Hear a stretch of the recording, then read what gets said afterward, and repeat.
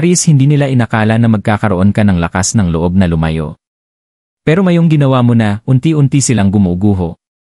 Paano kung sabihin ko sa'yo na ang sakit ng pusong ito ang eksaktong spark na kailangan ng universo para buksan ang mga bagong pintuan ng kapalaran mo? Dahil pagkatapos ng pagbagsak na to, darating ang isang alon ng mga biyaya. Sa video na ito, malalaman mo kung bakit mas makapangyarihan ang katahimikan mo kaysa sa mga salita. At kung paano ang desisyon mong ito ay palihim na humihila ng bagong pag-ibig, pera, at spiritual alignment. Manatili hanggang dulo dahil may isang mensaheng kayang baguhin ang takbo ng buhay mo. Aries, palagi kang kilala sa apoy mo, sa tapang mo, sa katapatan mo, at sa kakayahan mong magpatuloy kahit walang nakakaintindi sa'yo. Pero ano nang mangyayari kapag ang taong pinag-alayan mo ng lahat ay siya pa mismong tumalikod sa'yo? Hindi ka sumigaw. Hindi ka nagmakaawa. Tahimik kang lumayo at yumanig yon sa buong mundo nila. Hindi nila inakalang pipiliin mo ang kapayapaan kaysa gulo. Ang pagpapahalaga sa sarili kaysa huwad na pag-ibig. At ngayon, habang unti-unti silang gumuuguho sa katahimikan, may isang makapangyarihang bagay na nangyayari sa likod ng tabing. Inaayos ng universo ang lahat pabor sa'yo. Sa paniniwalang Pilipino, kapag ang isang matapang na puso ay piniling tumahimik, doon nagsisimulang bumuhos ang mga biyaya. Sa video na ito, malalaman mo ang nangyayaring espiritual sa likod ng lahat. Mga palatandaan na dapat mong bantayan. At paano ang sakit mo ay unti-unting nagiging lakas mo. Handa ka na bang yakapin ang bagong kabanata mo, Aries?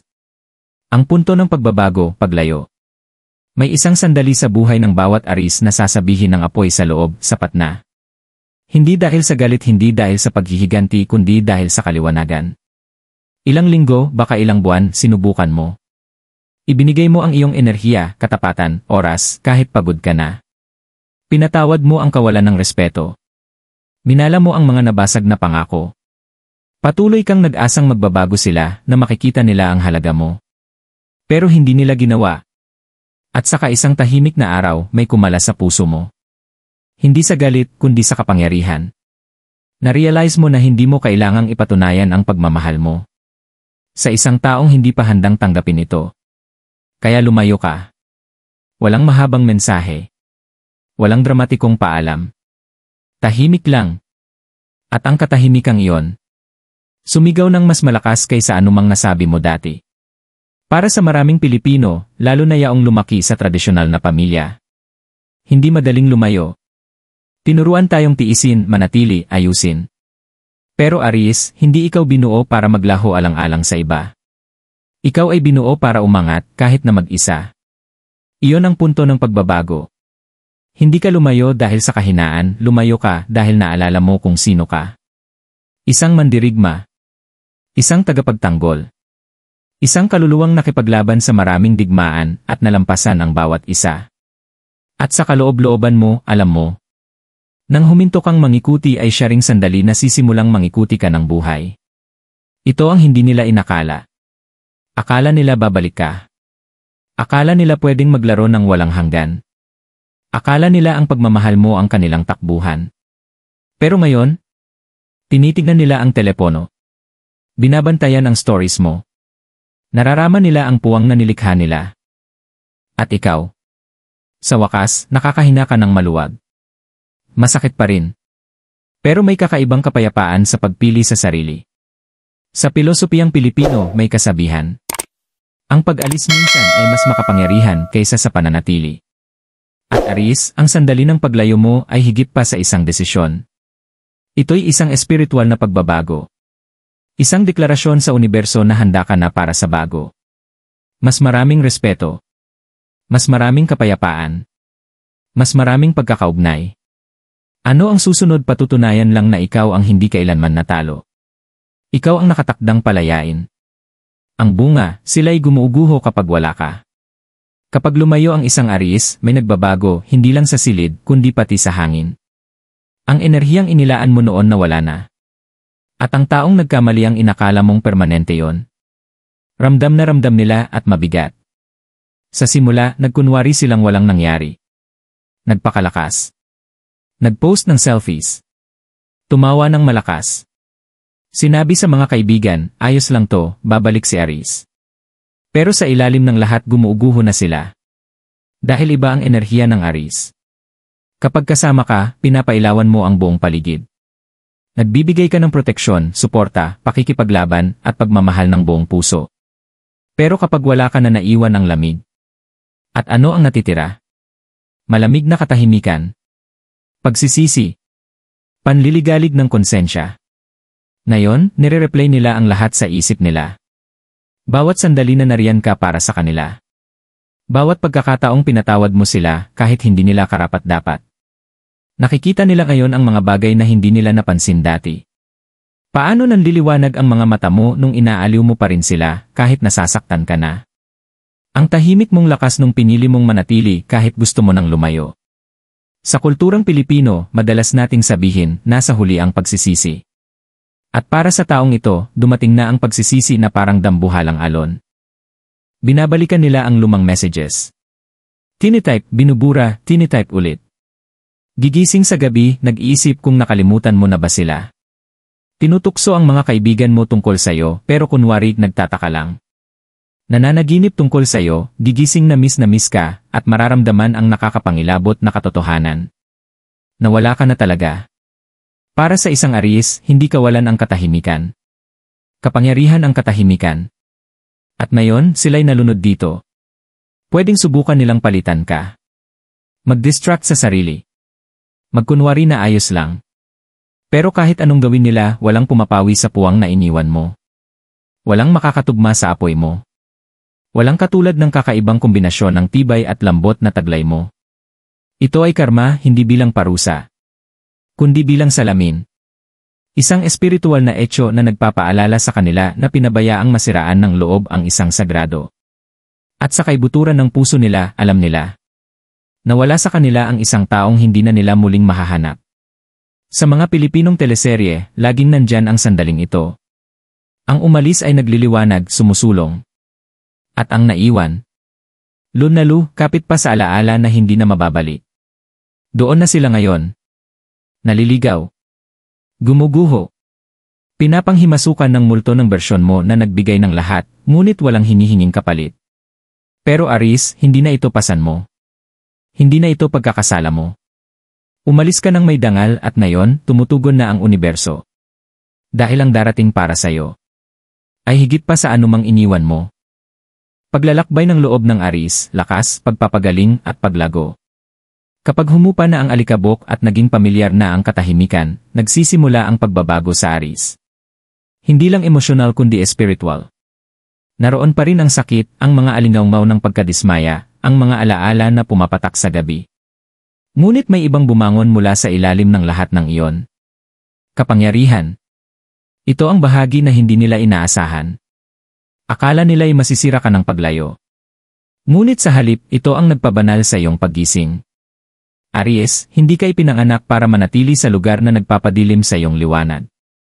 May apoy sa iyong kaluluwa mula pa nung una, at ngayon, hindi na ito nakabaon sa pangangailangan ng iba. Ito'y nag-aalab ng mas maliwanag. At kasabay nito ang kaliwanagan. Kung sino ka, kung ano ang karapat-dapat sa iyo, at kung ano ang hindi mo na kailanman tatanggapin muli. Hindi agad dumarating ang paggaling. May mga araw na ramdam mo pa rin ang kirot. May gabi na iniisip mo kung nagmamalasakit ba sila noon. Ngunit ngayon hindi ka na naipit doon. Sapagkat sa unang pagkakataon sa matagal na panahon, bumabalik na sa iyo ang enerhiya mo. Hindi ka na nagbubuhos sa isang taong nagbigay lang ng mumo. Hindi ka na nagmamakaawa na makita ka. At ito, dito nagsisimula ang tunay mong paglago. Sa kulturang Pilipino, madalas nating sabihin, habang may buhay, may pag-asa. At ikaw, Aries, ay pag-asa sa pagkilos. Muling nakikilala mo ang sarili mo. Naalala mo ang mga pangarap mo bago ka nila ma-distract. Muling tumatawa ka, totoong tawa. Napapaligiran ka ng mga taong nagpapalakas, hindi nagpapahina. Mas madalas kang magdasal. Nagsisindi ka ng kandila, hindi para sa kanila kundi para sa sarili mo. Bumisita ka sa mga sagradong lugar, kapilya, tahimik na dalampasigan, o hardin ng iyong lola, at nararamdaman mong unti-unting nagiging buo muli ang iyong espiritu. Hindi malakas ang iyong paggaling. Nasa maliliit na bagay ito. Isang umaga na walang luha. Isang awit na nagpapangiti sa'yo. Isang desisyon na naglalayong pahalagahan ang sarili mo. Ganito ang tunay na lakas. Hindi ito tungkol sa paghihiganti. Hindi ito para ipakita sa kanila na nakapag-move on ka na. Tungkol ito sa pakiramdam ng kapayapaan. Kapag tumitingin ka sa salamin at sinabing, "Pinili ko ang sarili ko." Sa paglalakbay na ito, natutuklasan mo rin ang mas malalim na katotohanan. Na ang sakit ay iyong guro. Na ang paglayo ay isang espiritual na pagsubok. At ang bersyon ng sarili mo na lumitaw ay mas matalino, mas mabait, at mas makapangyarihan kaysa dati. Natuto kang magpatawad hindi dahil karapat-dapat sila, kundi dahil karapat-dapat ka sa kalayaan. At habang unti-unting bumubukas muli ang puso mo, dumarating ang bago. Mga taong nakikita ang liwanag mo. Mga pagkakataon na nakaayon sa iyong halaga. Isang buhay na sumasalamin sa pagmamahal na walang hinihinging kapalit. Aries, ang bagong yugto ng paglago mo ay ang iyong muling pagsilang. Hindi ka na ang bersyon ng sarili mo na tumatanggap ng mumo. Ngayon, ikaw ang nagtatakda ng handaan. At tanging ang mga lalap doon ang nararapat sumalo. Ikaw ay muling nag-aalab. At ang universo ay sabay-sabay din bumabangon kasama mo. Ang aral, bakit ang paglayo ang simula ng iyong tagumpay? Nang tuluyang lumayo ang isang Aries, hindi ibig sabihin ay sumuko na sila. Ibig sabihin, nagising sila. At ang sandaling iyon, gaano man ito kasakit, ay hindi katapusan. Kundi simula ng isang makapangyarihang espiritual na pagbabago. Matagal mo nang ibinibigay ang mga pagkakataon. Nanatili kang tapat.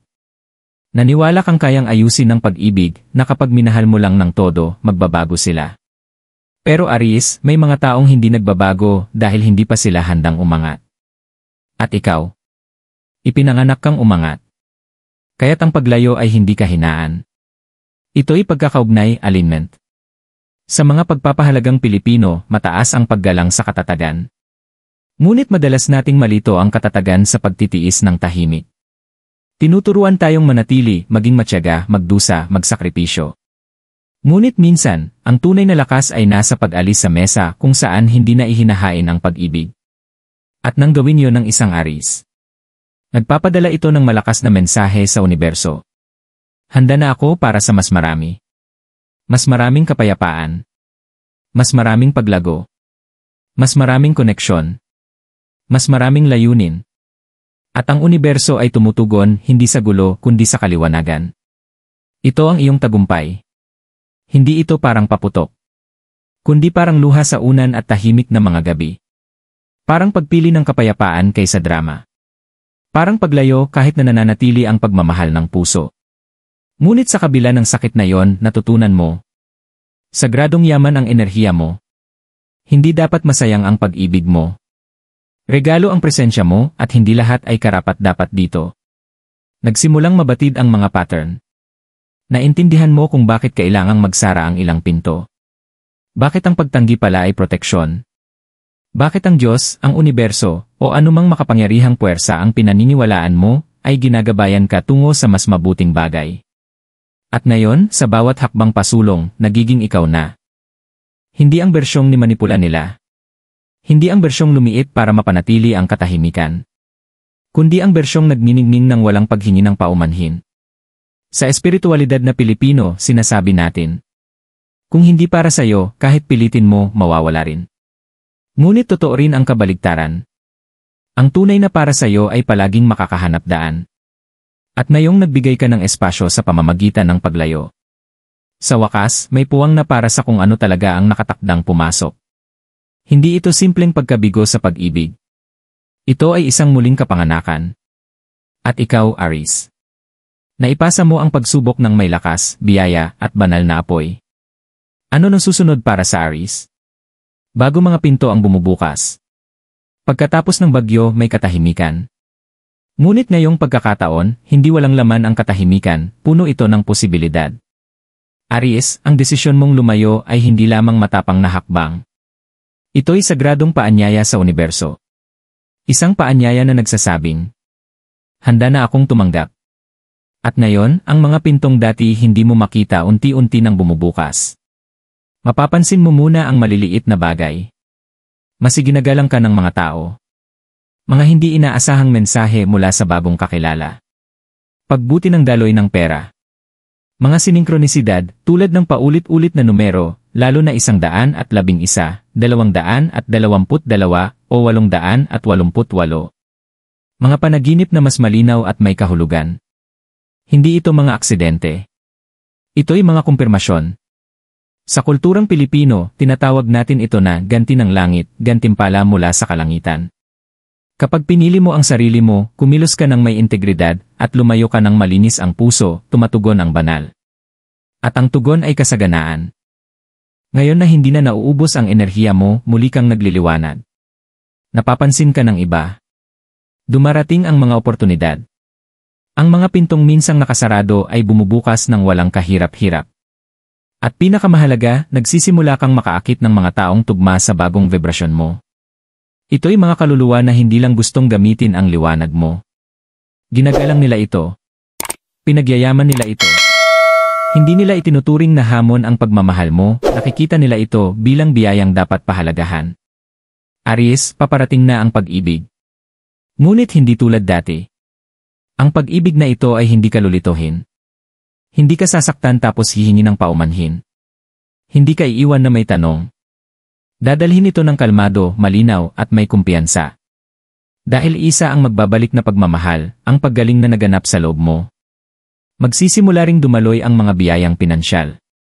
Sapagkat kung saan dumadaloy ang kapayapaan, sumusunod ang kasaganaan.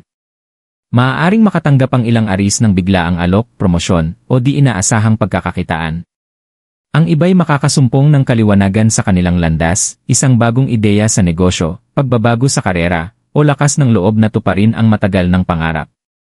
Nililinaw ng universo ang espasyo, hindi para pahirapan ka, kundi para i-upgrade ang buhay mo. At ang pinakamagandang bahagi, hindi mo na kailangan mangikuti. Ang para sa'yo kusang darating. Hindi dahil nagmakaawa ka, kundi dahil nakaalin ka rito. Sa karunungang Pilipino, madalas nating sabihin, ang biyayang hinihintay, kusa ring dumarating. Kaya Aries, itaas mo ang ulo. Hiramin ang katahimikan. At maghanda. Sapagkat ang susunod sa iyo ay hindi ulit-ulitin ang nakaraan. Ito'y simula ng isang bagay na maganda at nakaayon. At darating ito ng mas maaga kaysa inaakala mo. Bahagi ng interaktibo komunidad, mga kwento ng Aries at pagsasalo ng pagpapagaling. Ngayon, Aries, ikaw naman ang magsalita. Narinig mo na ang mensahe. Naramdaman mo na ang katotohanan. Ngayon, inaanyayahan ka naming ibahagi ang iyong kwento dahil mahalaga ang iyong paglalakbay. Nakapaglayo ka na ba mula sa isang taong inakala nilang hindi mo kakayanin?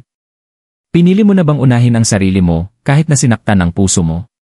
Kung hindi ka nag-iisa, libo-libo ang mga Aries sa Pilipinas at sa buong mundo na dumaan sa apoy na iyan at lumabas na mas matatag, mas maliwanag, at mas matalino. Ito ang iyong espasyo. Mag-comment sa ibaba. Ano ang naging sandali ng paglayo mo? Ano ang tumulong sa iyong paggaling? Anong mga biyaya ang dumating pagkatapos mong bumitaw?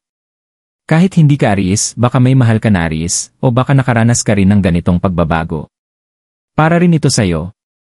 Punuin natin ang mga komento ng pag-asa, lakas, at patunay na ang paglayo ay hindi katapusan. Ito ang simula ng isang makapangyarihang bagong kwento. At kung naantig ang mensaheng ito sa puso mo, ay type ito sa komento. Pinili ko ang kapayapaan. Pinili ko ang sarili ko. Handa na ako para sa mas marami. Sapagkat kapag sinabi natin ito ng malakas, inaangkin natin ito. At kapag ibinahagi natin ng sama-sama, sabay tayong babangon. Hindi lang ito basta video. Ito'y isang kilusan ng pagpapagaling. Aries, kung narating mo na ito sa video, huminga ka ng malalim. Hindi basta-basta hininga, kundi hininga ng paglaya. Hininga ng pagmamahal sa sarili. Hininga ng kapangyarihan. Dahil hindi naging madali ang paglalakbay na ito. Hindi kailanman madali ang pagpili sa sarili. Ngunit nagawa mo, at sa paggawa mo nito, nagliyab ka ng sulo na maaari ng sundan ng iba. Hindi ka mahina dahil lumayo ka. Matalino ka. Hindi ka makasarili dahil pinili mo ang kapayapaan. Sagrado ka. May mga tao ngayon ay nakatali pa rin sa sakit, na naipit sa mga siklo na iyong pinakawalan. At gusto mo man o hindi, ang kwento mo ang nagbibigay sa kanila ng pag-asa. Sa kulturang Pilipino, laging sinasabi, kung kaya mo, kaya ko rin. At iyan ang kinakatawan ng paglalakbay mo, pagkakataon. Habang sumusulong ka, naway tandaan mo ang mga katotohanang ito. Hindi ka kailanman labis, sila lang ang hindi sapat. Karapatan mong pangalagaan ang enerhiya mo. At ang pagmamahal, kasaganaan, at respeto na ibinigay mo, nasa daan na pabalik sa iyo ng doble.